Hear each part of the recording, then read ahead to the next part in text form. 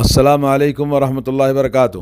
الحمدللہ رب العالمین والصلاة والسلام علی سید المرسلین وعلی آلہ واصحابہ اجمعین۔ رمضان مبارک آیا جس کا ہم انتظار کر رہے تھے، اور آنے کے ساتھ ساتھ آج رمضان آدھا ختم بھی ہونے جا رہا ہے۔ تو آج ہمیں رمضان مبارک کو پھر بھی اگر ہم بیدار نہیں ہوئے اور رمضان کی خصوصیات اور اس کی فضیلتیں اور اس کی رحمتیں اور برکتیں حاصل کرنے میں کوتاہی کرتے رہے تو میرے دوستو یہ بھی 15 دن ہمارے ہاتھ سے گزر جائیں گے۔ یہ رمضان کا مہینہ قرآن کریم کا مہینہ ہے، روزوں کا مہینہ ہے، اور توبہ استغفار کا مہینہ ہے، گناہوں کی پاکی صفائی اور بخشش کا مہینہ ہے، اور جہنم سے آزادی کا مہینہ ہے۔ ایک بار اللہ تبارک و تعالیٰ کسی انسان کو جہنم سے آزاد کر دے تو ہمیشہ ہمیشہ کے لیے وہ جنتی ہو جاتا ہے۔ اور اس مبارک مہینے میں اللہ رب العالمین نے فرمایا کہ جنت کے سارے دروازے کھولے جاتے ہیں اور جہنم کے سارے دروازے بند کر دیے جاتے ہیں، اور انسانوں کو بھٹکانے والے شیاطین کو اللہ تعالیٰ قید میں ڈال دیتا ہے۔ اور اس مبارک مہینے کے اندر اللہ رب العالمین نے ایک ایسی مبارک رات رکھی ہے جو 1000 مہینوں سے زیادہ افضل ہے۔ اور یہ مہینہ جس کے اندر اللہ نے اس مبارک رات کو رکھا ہے، اگر کوئی انسان اس مبارک رات کو کھو دیا اور اس سے محروم ہو گیا تو دنیا کا سب سے بڑا محروم انسان ہے۔ اور میرے دوستو، یہ مبارک مہینہ زندگی میں ہمارے ایسا کبھی ہمیں نہیں دیکھا، کیسا کبھی ہم نے پایا نہیں۔ ایک طرف لاک ڈاؤن ہے، دوسری طرف کرونا وائرس کی دہشت اور اس کا خوف ہر انسان کے اوپر چھایا ہوا ہے۔ باہر نکلنے سے اور لوگوں سے ملنے سے ہر ایک سے آدمی ڈرتا ہے۔ تو ایسے وقت میں انسان کو چاہیے کہ اپنے اندر آدھا تقویٰ 50% ہم بنا چکے ہیں، یہ غور کرنے کی بات ہے، محاسبہ کرنے کی ضرورت ہے۔ یہ مبارک مہینہ جود و سقا، احسان بندوں کے ساتھ کرنے کا اور دعاؤں کا آہوزاری کرنے کا، انابت اللہ کا مہینہ ہے۔ سلف صالحین اس کی قدر و قیمت کو جانتے تھے، اور اس مہینے کے اندر اپنی ساری قیمتی اوقات، اپنی تمام طاقتیں، اپنا مال سب اللہ کے راستے میں لگاتے تھے، عبادتوں کے اندر، لوگوں کو کھانا کھلانے میں اور لوگوں کی خدمت کرنے میں اور اللہ کی بارگاہ میں آہوزاری کرنے میں لگاتے تھے۔ اور نبی کریم صلی اللہ علیہ وسلم نے اس کے لیے ہمیں مختلف طریقے سے سمجھایا، اور نبی کریم صلی اللہ علیہ وسلم رمضان مبارک کے اندر ایک ہی کام نہیں بلکہ مختلف قسم کے کام کرتے تھے، کبھی کچھ کام، جس سے آپ کے عبادتوں کا الگ الگ اندازہ ہمیں اس سے ہوتا ہے، کیونکہ نبی کریم صلی اللہ علیہ وسلم بہت زیادہ عبادتیں فرماتے تھے۔ رمضان کے روزے، قرآن کریم کی تلاوت، ذکر و اذکار، اور جبریل علیہ السلام کا اسپیشل آسمان سے رسول اللہ صلی اللہ علیہ وسلم کے پاس ہر رات میں آنا اور قرآن کو سننا اور سنانا۔ اور نبی کریم صلی اللہ علیہ وسلم حضرت جبریل علیہ السلام جب آپ کے پاس آتے تو اتنا زیادہ خوش ہو جاتے تھے کہ اللہ کے راستے میں صدقہ کرنا، آپ تو دنیا میں سب سے زیادہ صدقہ کرنے والے تھے، لیکن جب جبریل علیہ السلام سے ملاقات ہوتی تو آپ ہواؤں سے بھی زیادہ آپ کی سخاوت بڑھ جاتی تھی۔ اور رمضان مبارک کے اندر آپ اعتکاف کو بیٹھتے، اور اعتکاف کے لیے یعنی پوری طرح سے یکسو ہو کر، دنیا سے کنارہ کش ہو کر اللہ کی بارگاہ میں عبادت میں لگے رہتے۔ آج کرونا وائرس کی وجہ سے اور لوگوں سے چھوت چھات کی وجہ سے لوگ ویسے بھی گھروں کے اندر اعتکاف میں بیٹھے ہوئے ہیں، لیکن کیا کر رہے ہیں؟ وہ تو صرف سونے اور مذاق اڑانے، کھانے پینے اور چٹخارے چیزیں پکانے اور اسی سوچ میں اور اسی خواہشات میں پورا دن کا گزر جاتا ہے۔ دوستو، ہمیں چاہیے کہ 15 رمضان ہمارے گزر چکے، اب باقی جو رمضان ہے کم از کم اس کو تو ہم اچھی طرح سے گزاریں۔ یہ رمضان وہ ہے جس کے لیے ہمارے اسلاف، ہمارے بزرگان دین 6 مہینے سے دعا کرتے تھے، اللہ ہمیں رمضان مبارک عطا فرما، اور جب رمضان گزر جاتا تو پھر 6 مہینے تک دعا کرتے رہتے، اے اللہ ہمارے رمضان کی عبادتوں کو تو قبول فرما لے اور ہماری بخشش فرما دے۔ تو اس طرح سے دعا فرماتے تھے۔ عبدالعزیز ابن ابی داود رحمۃ اللہ علیہ فرماتے ہیں کہ ہمارے اسلاف جب رمضان مبارک آتا تو بالکل اتنا اجتہاد، اتنی محنت کرتے تھے کہ ان کے اندر یہ پوری طرح عبادت کرنے کے باوجود انہیں یہ غم لاحق ہوتا تھا کہ آیا یہ عمل ہمارا اللہ کے پاس قبول ہوا کہ نہیں۔ تو دوستو، رمضان مبارک اور ہمارے اسلاف کا کیا معاملہ تھا ذرا آپ غور سے سنیں۔ وہ رمضان مبارک کے اندر قرآن مجید کو پڑھنے کے لیے بالکل فارغ ہو جاتے تھے اور عبادتوں سے اپنے آپ کو بلند کرتے تھے۔ امام بخاری رحمۃ اللہ علیہ کے بارے میں آتا ہے کہ جب رمضان کی پہلی رات ہوتی تو ان کے پاس ان کے اصحاب جمع ہو جاتے اور ان کو وہ نماز پڑھاتے اور ہر رکعت میں 20 آیتیں پڑھتے، یہاں تک کہ پورا قرآن مجید ختم فرماتے۔ اور امام بخاری رات میں آدھا قرآن یا 1/3 قرآن ختم فرماتے اور افطار کے وقت تک پورا قرآن ختم فرماتے تھے۔ گویا روزانہ ایک قرآن ختم کرتے اور اس کے بعد افطار کے وقت میں پھر کہتے کہ بھئی افطار کے وقت دعا کے قبول ہونے کا مقام ہے، تو اس وقت اللہ سے دعا بھی کرتے تھے۔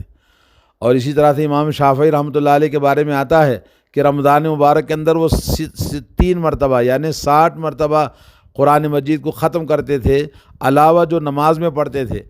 علامہ حافظ ذہبی نے لکھا ہے کہ بغداد کے اندر 424 میں ابو محمد اللبان ایسے زاہد تھے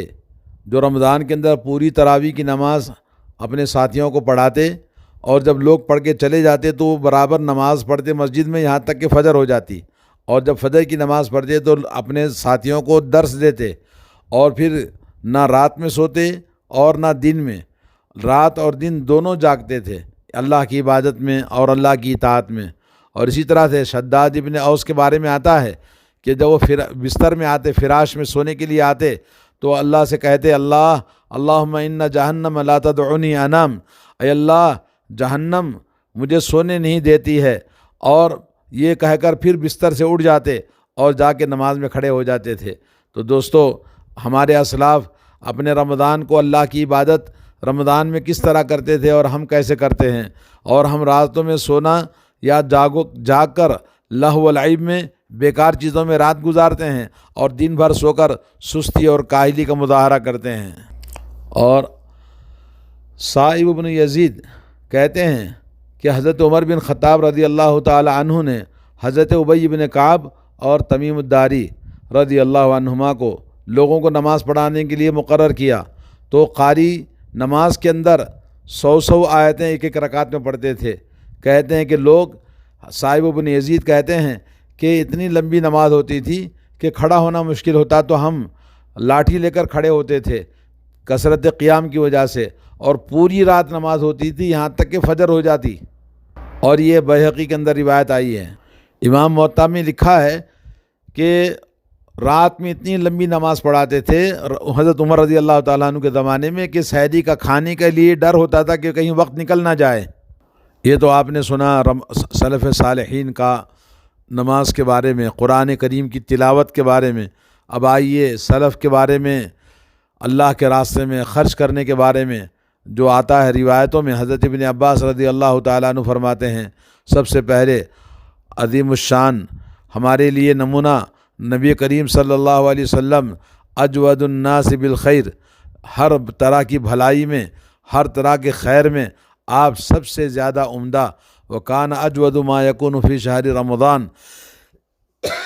سب سے زیادہ آپ سخاوت کرنے والے رمضان میں ہوتے۔ جبریل علیہ الصلوۃ والسلام جب آپ کے پاس ملاقات کرنے کے لیے آتے، ہر سال رمضان مبارک میں ہر دن رات میں نبی کریم صلی اللہ علیہ وسلم کے پاس قرآن مجید کو پڑھنے اور پڑھانے کے لیے آتے، سننے اور سنانے کے لیے آتے، تو اللہ کے نبی صلی اللہ علیہ وسلم ہواؤں سے بھی زیادہ سخاوت آپ کی ہوتی تھی۔ متفق علیہ، صحیح بخاری کی مسلم کی حدیث۔ محلب کہتے ہیں اس حدیث سے کہ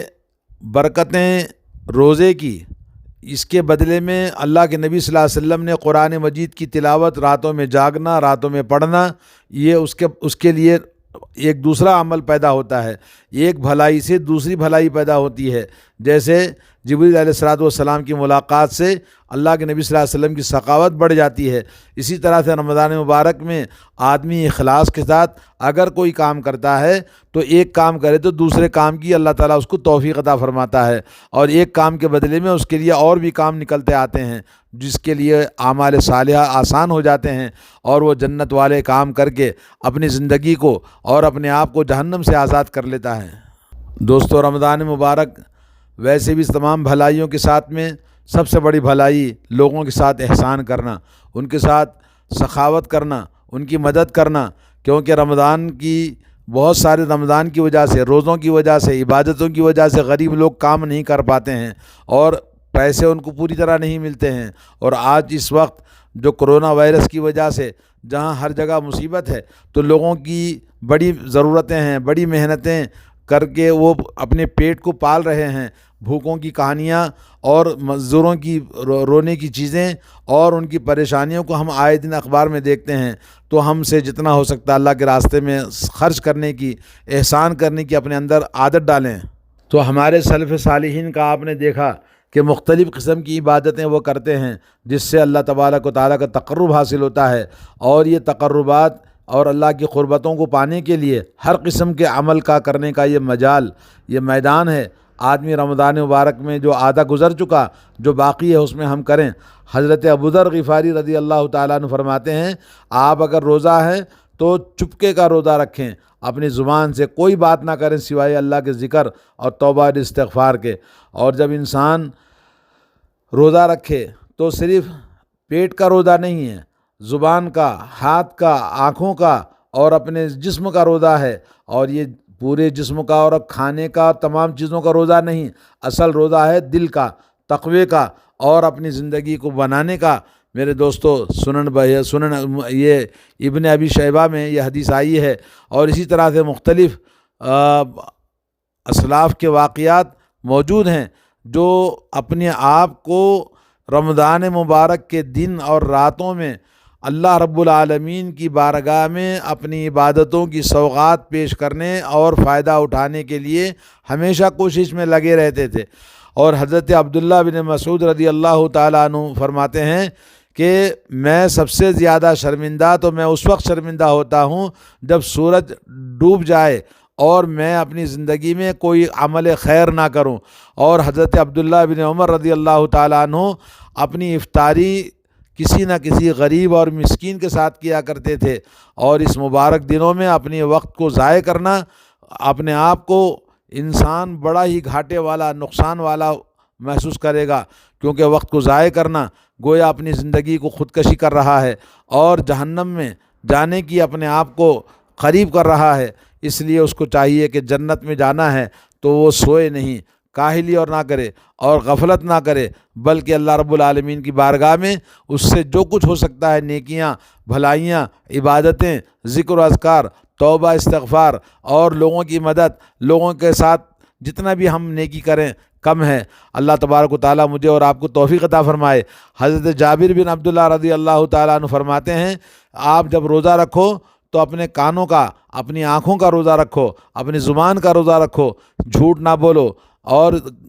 کوئی بھی حرام چیزوں کو نہ دیکھو اور نہ کوئی حرام کام کرو، اور اسی طرح سے کسی انسان کو نقصان پہنچانا، کسی کو دکھ پہنچانا ہرگز نہ کرنا، اور پڑوسیوں کے ساتھ میں برا سلوک مت کرنا، اور آپ کے اوپر رمضان کے روزے کا سنجیدگی اور وقار آپ کے اندر ہونا چاہیے۔ اور فرمایا کہ تمہارا روزہ، تمہارا افطار ایسے ہونا چاہیے کہ کسی کو پتہ نہ چلے۔ ایسا نہیں کہ روزہ رکھنے کی وجہ سے منہ لٹکا کے آپ پھر رہے ہیں، بلکہ روزہ آپ کا حشاش بشاش دن بھر خوشی خوشی کے ساتھ میں اللہ کی عبادت میں لگائیں۔ اور اس طرح سے ہمیں چاہیے کہ ہم اللہ رب العالمین سے دعائیں کریں۔ اللہ تبارک و تعالی ہم تمام کو ہمارے سلف صالحین کے نقش قدم پر، رسول اللہ صلی اللہ علیہ وسلم کی نقش قدم پر سنت کے مطابق عبادت کرنے، رمضان کے ہر لمحے کو عبادت والا بنانے کی ہمیں توفیق عطا فرمائے۔ ہر طرح کی سستی اور کاہلی اور ہر طرح کی برائی سے، ہر طرح کی گندگی سے، ہر طرح کی ان چیزوں سے جو ہمیں رمضان کے اندر شیطان ہمیں بہکا دیتا ہے، اللہ تعالیٰ اس سے محفوظ رکھے۔ اللہ تعالیٰ ہم سب کو جہنم سے آزاد فرمائے۔ اللہ تعالیٰ ہر دن ہر رات میں بندوں کو جہنم سے آزاد فرماتا ہے۔ اللہ تعالیٰ مجھے اور آپ کو، ہم تمام مسلمانوں کو اور ہمارے والدین کو، ہمارے زندہ اور مردہ تمام کو جہنم سے آزاد فرمائے۔ وصلی اللہ علی نبینا محمد وعلی آلہ وصحبہ اجمعین۔